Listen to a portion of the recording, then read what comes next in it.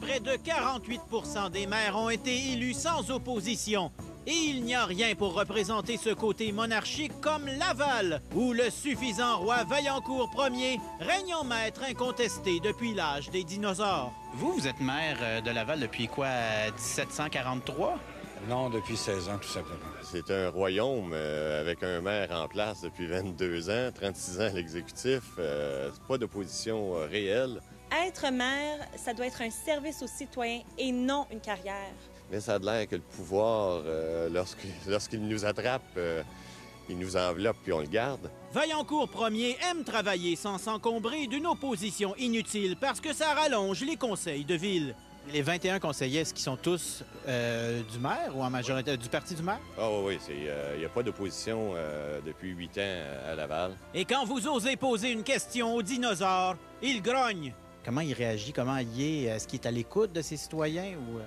C'est l'arrogance totale. Durant les conseils de ville, si jamais il y a quelqu'un qui va contre une des décisions du maire ou aller faire un commentaire puis qui n'offre pas des fleurs à Vaillancourt, bien, ils se font arrêter la parole et s'asseoir et c'est fini, ça finit là. Et les 21 conseillers municipaux, tout ce qu'ils font, c'est je propose et je seconde. Toute la soirée. Et 3/4 d'heure plus tard, l'assemblée est finie. Donc, on oublie ça. Allez-vous-en chez vous. C'est jamais les conseillers qui répondent. C'est toujours un maire qui prend la décision pour toute Laval. La maire répond pour tout. Répond pour toutes. Même qu'on a essayé de demander une question à un conseiller, puis ça a été refusé par la présidente. As-tu des tapes de ça? Non, c'est certain qu'ils nous permettraient même pas de prendre des photos. Là. Non, pas de tape là-dessus. On n'a pas le droit de filmer au conseil de ville. Non. Kim Jong-Vaillancourt s'accroche depuis tellement longtemps au pouvoir que même sa face verdit plus vite sur ses pancartes que celle de ses candidats. J'ai vu qu'il y avait plusieurs citoyens qui mettaient des pancartes sur le Vaillancourt, donc je me suis dit, la population l'adore.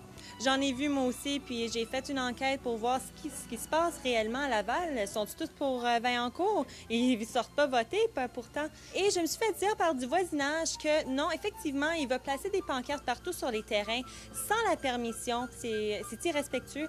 Si les citoyens appellent pour faire une plainte à la ville, bien, ils leur répondent « 4 pieds appartiennent à la ville, on peut faire ce qu'on veut. » Et si, au hasard, tu décides de l'enlever, tu peux te faire une amende. Donc, tu es puni pour avoir enlevé la pancarte que le maire vient de planter devant ton bungalow. Effectivement. C'est hallucinant. Oui, j'avoue. Avouez que pour une ville dont la population est semblable à celle de Terre-Neuve au grand complet, un petit vent de démocratie ferait grand bien. En même temps,